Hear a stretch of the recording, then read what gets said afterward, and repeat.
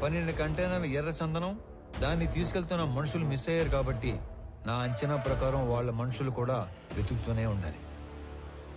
ఈ కేసుని క్రాక్ చేయడానికి మీకు తెలిసింది చెప్పండి, చేయగలిగింది చేయండి. మీ అందరికీ తెలుసు నేను మైసూర్ దూరదర్శన్లో పనిచేస్తానని. మంగళూరు పోర్ట్ ఏజెంట్ల ఇన్ఫర్మేషన్ మా దగ్గర ఉంది. ఈ ఎర్రచందనం స్మగ్లింగ్ మీద మేం డాక్యుమెంటరీ చేసినప్పుడు ఇదంతా గ్యాదర్ చేశాం. నీకేమైనా కాంటాక్ట్ తెలుసా? మైసూర్ ఫోన్ చేసి రేపే కొలీగ్ దగ్గర కాంటాక్ట్ తీసుకుంటా.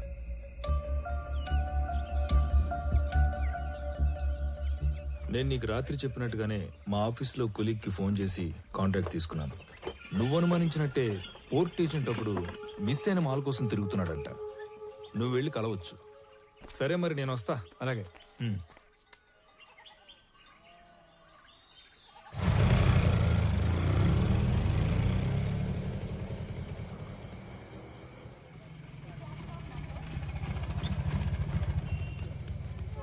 బస్ స్టాండ్ అని చెప్పి రైల్వే స్టేషన్ తీసుకొచ్చినావు ఏందన్నా? చిన్న పని మీద వెళ్తున్నాను రా, నువ్వు వెళ్ళు. అన్నా ఇంతకీ ఆడికి పోతున్నావు? సురేంద్ర అని నీకు తెలియదులే, అతని మిస్సింగ్ కేసు పని మీద అర్జెంట్ గా మంగళూరు వెళ్తున్నా. ఇంట్లో మాత్రం నేను హైదరాబాద్ వెళ్తున్నాడే చెప్పాలి, ఓకేనా? వెళ్ళు వెళ్ళు వెళ్ళు వెళ్ళు.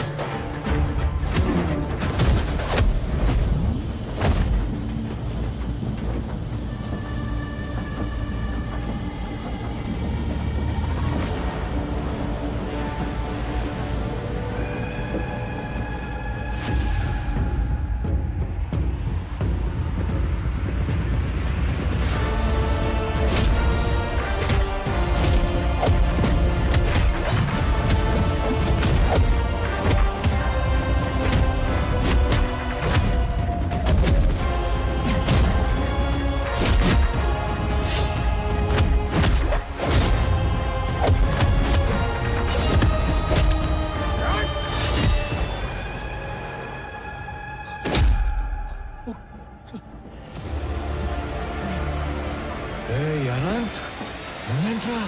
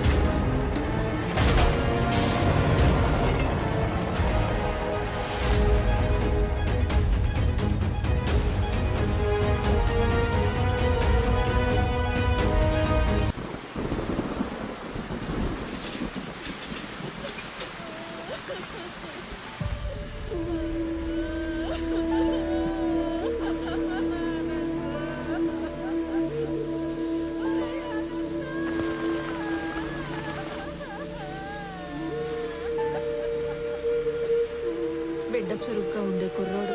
తల్లి అంత అయిపోయిళ్ళా అదిగో వాడేనమ్మా ఇంట నా బిడ్డను తీసుకుపోయినాడు. ఇదిగో ముఖం కూడా చూడడానికి లేకుండా కట్లు కట్టి తెచ్చి పట్టేసినాడు. రామారావు, పోతావా నువ్వు? నాశనం అయిపోతావు, సర్వనాశనం అయిపోతావు, పట్టు పట్టుకుపోతావు, దొంగ పట్టుకుపోతావు.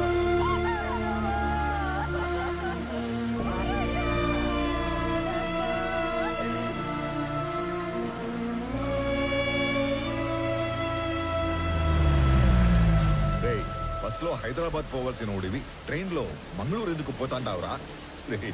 మీ పిన్ని శాపనార్థాలు మన కుటుంబానికి తగిలేట్టు ఉండాయిరా. ఈ కందరకోణంలో నా గుండె ఆగిపోయేట్టు ఉందిరా.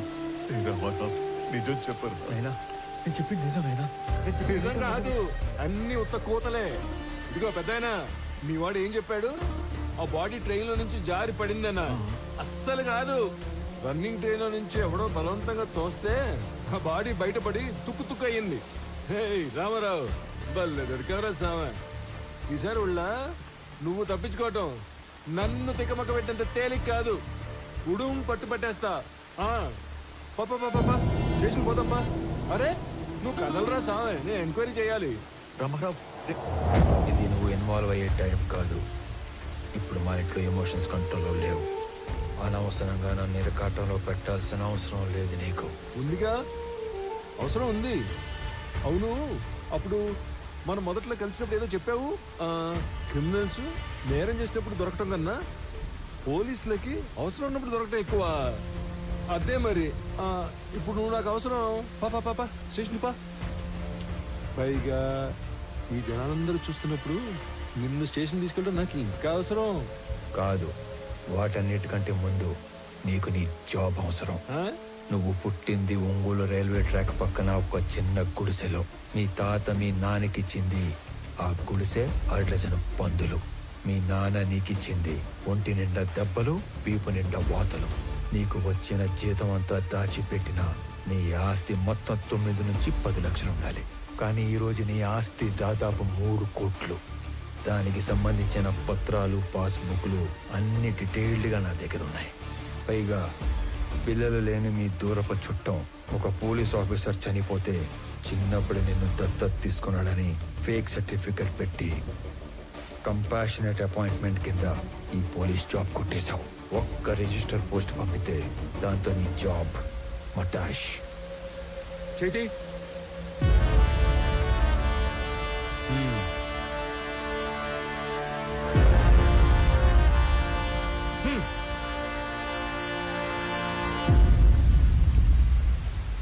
ఏందిరా, ఆ పోలీసు ఎంత బలంగా వచ్చినాడో అంతే భయంతో పోయినాడు. ఏం చెప్పి భయపెట్టినావురా? అసలు ఏం చేస్తున్నావు నువ్వు? అనంత వాళ్ళు ఈ మధ్య ఆస్తులు ఏమైనా కొన్నారా? ఎక్కువ డబ్బు వాళ్ళ చేతులు మారడం ఏమైనా చూసావా? నేనేం అడుగుతాంటాను, నువ్వేం అడుగుతాంటావు? రే, తండ్రి అయ్యుండి ఈ వయసు తండ్రితో అబద్ధం చెప్పకూడదురా. నేనేం అబద్ధం అనలేదు నాయనా. నేను ఎక్కువ బాధ పెట్టకూడదని నిజం దాచాను.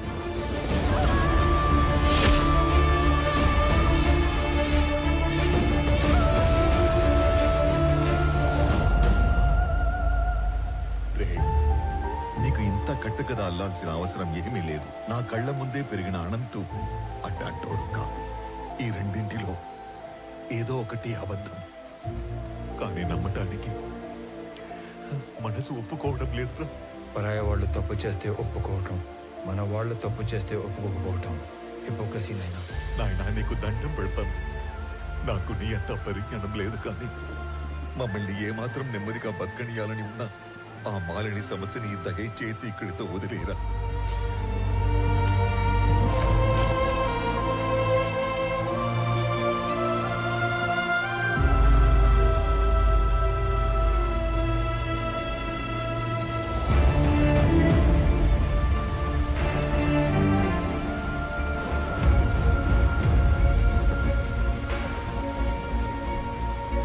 దుర్మద స్వాహా, దుర్నయ స్వాహా.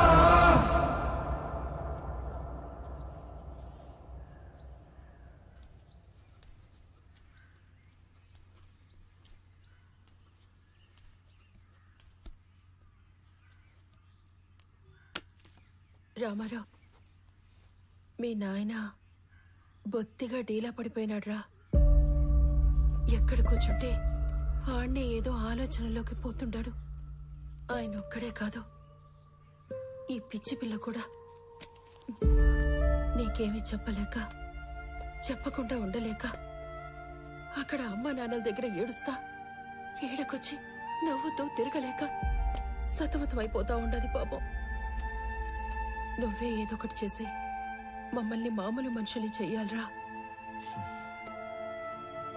మహాలక్ష్మి, సమస్య తేలిగ్గా ఉన్నప్పుడు నెత్తిన పెట్టుకోవటం, అది కొంచెం పెద్దదైనప్పుడు వదిలేయటం నాకు చేత కాదు. పోతా పోతా అనంత ఎన్నో ప్రశ్నలు వదిలిపెట్టిపోయినాడు. వాటన్నిటికీ సమాధానం వెతకాలిగా మహాలక్ష్మి.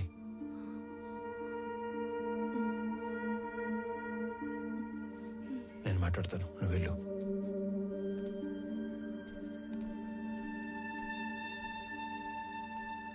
నందిని,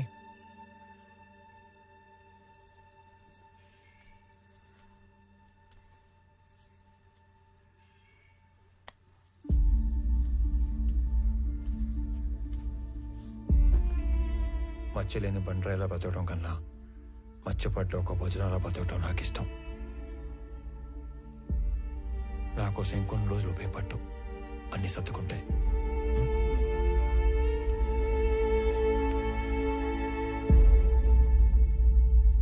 కూర్చో కూర్చో తల్లి. నమస్కారం.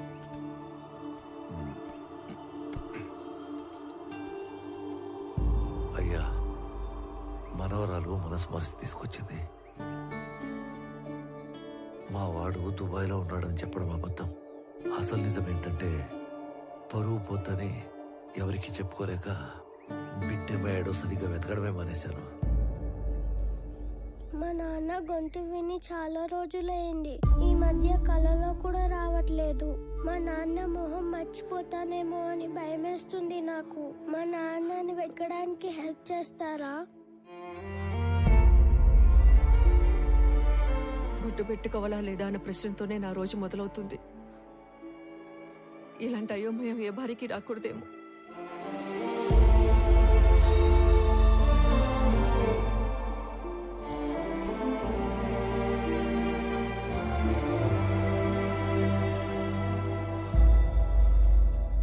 నా కొడుకు వయసు ఉంటుంది నీకు. ఇవి చేతులు కాదు, కళ్ళు అనుకో. అయ్యో, తండ్రి లాంటి వారు, బాధపడకండి. బాధపడకుండా ఎట్టా ఉంటారా? నువ్వు చెప్పినప్పుడు ఆ బాధ ఎందో నాకు అర్థం కాలేదు. ఇప్పుడు అర్థం అవుతా ఉండాలి. ఇది వాళ్ళ ఇంటి సమస్య మాత్రమే కాదు, మన ఇంటి సమస్య కూడా. దీనికో ముగింపు మొదలుపెట్టు.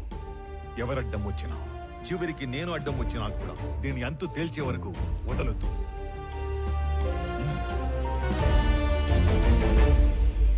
తీసుకోండి అంకుల్.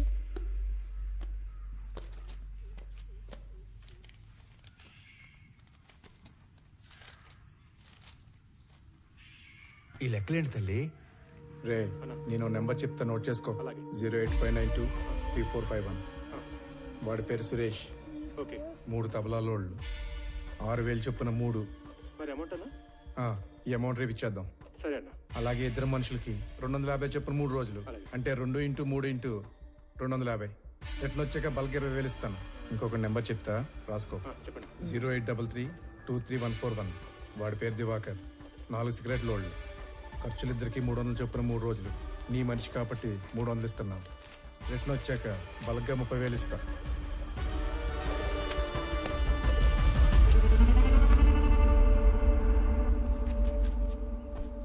మీ నాన్న వెతకడానికి నీ వంతు సహాయం నువ్వు చేసావు తల్లి.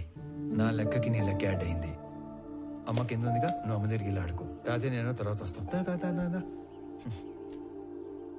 వెళ్ళు. ఈ లెక్కలేంటి బాబు? ఇది ఒక కోడ్ లాంగ్వేజ్. ఇలా ఉంటే తబలా, ఇది సిగరెట్, ఇది చాక్లెట్. అంటే మా వాడు వాళ్ళందరినీ స్మగ్లింగ్ లోకి దింపేశాడన్నమాట. మీ మనవరాలు నోట్ చేసిన ఫోన్ నంబర్స్ నేను ముందే గ్యాదర్ చేశాను. వాళ్ళ ఫ్యామిలీ మెంబర్స్ కూడా కలిశాను. విచిత్రం ఏంటంటే వాళ్ళందరూ కూడా మిస్సింగ్. ఇందులో అపంశం తెలియని సురేంద్ర అనవసరంగా ఎన్నుకున్నాడు. అవును. పాపం, ఒక్కసారి తన ఫ్యామిలీ దగ్గరికి నన్ను తీసుకెళ్ళవా? సురేంద్ర మా ఇంటికి వచ్చిన రోజు వాళ్ళిద్దరి మధ్య వాదం జరిగింది. తప్పు చేస్తున్నావురా. నువ్వు స్మగ్లింగ్ చేస్తున్నావు ముందే తెలుసుంటే నీ దగ్గరికి హెల్ప్ అడగడానికి వచ్చేవాడిని కాదు. ఏంట్రా తప్పు? డబ్బు అవసరమైనప్పుడు ఈ గవర్నమెంట్ ఆ ఎర్రచందం చెట్లు నరుక్కు నమ్ముకోవట్లేదా? విరాజ్ ఈ బిజినెస్ ఎప్పటి నుంచో చేస్తున్నాడు. ఇదంతా ఈ గవర్నమెంట్ తెలియకుండా జరిగిపోతుందా? రే, ఎవరికి అందాల్సింది వాళ్ళకి అంతానే ఉంది. ఈ టోటల్ నెట్వర్క్ లో నేను ఒక చిన్న లింక్ మాత్రమే. అయినా మా నాన్న నిజాయితీగా 30 ఏళ్ళు కష్టపడి సంపాదించింది ఏమీ లేదురా. ఊరంతా అప్పు తప్ప. నేను ఈ 3 సంవత్సరాల్లో కావాల్సినంత సంపాదించాను. మన ఫ్రెండ్స్ లో కూడా చాలా మందికి హెల్ప్ చేశాను. నువ్వేమి ఫీల్ కాకుండా నేను ఇచ్చిన డబ్బు తీసుకొని బిజినెస్ లైన్ లో పెట్టుకో. మనం తర్వాత చూసుకుందాం. నేను తీసుకొని రా. నువ్వు అన్నట్టు ఆ స్మగ్లింగ్ గవర్నమెంట్ తెలిసే జరుగుండొచ్చు, కానీ దొరికితే ఇరుక్కుపోయేది నువ్వు, నీతో పాటు ఉన్న లింకులు. నువ్వు చెప్పే ఆ విరాజ్, లంచం తీసుకునే గవర్నమెంట్ ఆఫీసర్లు వాళ్ళందరూ క్షేమంగానే ఉంటారు, కానీ నిన్ను మించి నీలాంటి ఇంకో బలి పశువుని ఎత్తుక్కుంటారు. అటు చూడు, మన పిల్లలకు పెట్టే ప్రతి ముద్ద నిజాయితీతో పెట్టడమే మనం వాళ్ళకిచ్చే గొప్ప ఆస్తి, అస్తిత్వం. అలాంటి పిల్లలేరా ఆత్మవిశ్వాసంతో సొసైటీలో ధైర్యంగా బతుకుతారు, గౌరవంగా తిరుగుతారు. నీకేదైనా జైల్లో పెడితే నీ కూతురికి ఏమని సమాధానం చెప్తావు? ఇప్పటికైనా చేయి దాటకముందే వదిలేరా. నేను ఇంత లోతుగా అస్సలు ఆలోచించలేదురా. ఈ మధ్య మా నాన్న కూడా నా ఎదుగుదల చూసి ఆనందించట్లేదు, అనుమాన పడుతున్నాడు. నేను చేసే ఈ పని మా వాళ్ళకి తెలిసే లోపు నేను ఈ వ్యాపారం వదిలేస్తాను. నేను డబ్బు తీసుకుని ఒప్పుకున్న ఈ కన్సైన్మెంట్ పూర్తి చేయాలి. ఆఖరి నిమిషంలో వదిలేస్తే ఆ విరాజ్ మనుషులు ఎవరిని బతకనివ్వరు. ఈ ఒక్క కన్సైన్మెంట్ ఫినిష్ చేసిన తర్వాత నేను నీతో పాటు వచ్చేస్తారా? మన ఇద్దరం కలిసి వ్యాపారం చేసుకుందాం. ఆ మాట అన్నావు, నాకు చాలా హ్యాపీగా ఉందిరా. రే, ఇంకో విషయం, రేపు మా కన్సైన్మెంట్ వెళ్ళే రూటు మీ ఊరు పక్కన ఉన్న ఇంటర్నల్ రోడ్లోంచే. రేపు నైట్ వెళ్ళే లాస్ట్ కంటైనర్ వెనకాల నేను కూడా పోర్టుకి వెళ్తాను. నువ్వు నాతో పాటు కార్లో వచ్చేసి ఇద్దరం కలిసి కబుర్లు చెప్పుకుంటూ వెళ్తాం. నేను మీ ఊర్లో దించేసి నేను పోర్టుకి వెళ్ళిపోతాను. రే, నా కార్లో రావడానికి కూడా అంత ఆలోచిస్తావేంట్రా? నువ్వు మరీ భయస్తుడురా. మాకు మంగళూరు పోర్టు వరకు రాజ్య మార్గం సెట్ చేసి ఉంది. నీకేం భయం లేదురా. పద. మా వాడేదో చిన్న చిన్న తప్పులు చేసి డబ్బులు సంపాదిస్తున్నాడని నాకు అనుమానంగా ఉండేది. కానీ వాడు స్మగ్లింగ్ చేస్తున్నాడని సురేంద్ర వచ్చి వాడిని మార్చే రోజు వరకు నాకు తెలియదు. వాళ్ళిద్దరూ ఆ రోజు కలిసి బయలుదేరారు, కలిసే కనబడకుండా పోయారు.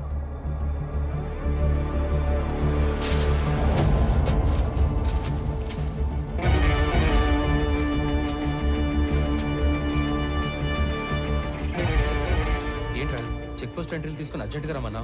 వర్మ ఫ్యామిలీ చెప్పిన దాన్ని బట్టి సురేంద్ర వర్మతో కలిసి వెళ్ళాడు. వాళ్ళిద్దరూ మిగతా 20 మంది మన సరౌండింగ్స్ లోనే మాయమైనట్టు నాకు అనిపిస్తుందిరా. అరే, నువ్వు పీలర్లో 2 చేతులతో నోట్ చేసుకున్న అన్ని కంటైనర్లు మంగళూరు చేరుకున్నాయి. అన్ని చెక్ పోస్టులలో నేనే పర్సనల్ గా ఎంట్రీస్ నోట్ చేశాను. అయినా సరే మన దూరదర్శన్ గంగాధర్ చెప్పిన ఏజెంట్ కూడా ఇంతమంది ఎలా మిస్ అయ్యారో క్లూ కూడా లేదని ఫోన్లో చెప్పాడు. అనంత్, ఏదో వెతుకుతున్న సిఐ మురళి, మిస్ అయిన సురేంద్ర, ఏంటో అంతా మన చుట్టూనే మన పక్కనే ఏదో జరిగినట్లు అనిపించట్లేదు? లేదురా, అన్ని సైడ్ల నుంచి ఈ మ్యాటర్ మంగళూరులో ఎండ్ అవుతుంది. నువ్వు మంగళూరు బయలుదేరినప్పుడు కూడా నేను ఆపడానికి అనంత్ అటాక్ చేశాడు. అంటే అక్కడ ఏదో జరుగుతుందనే కదా? కాదురా, అనంత్ అటాక్ చేసింది నన్ను ఆపడానికి కాదు, చంపడానికి.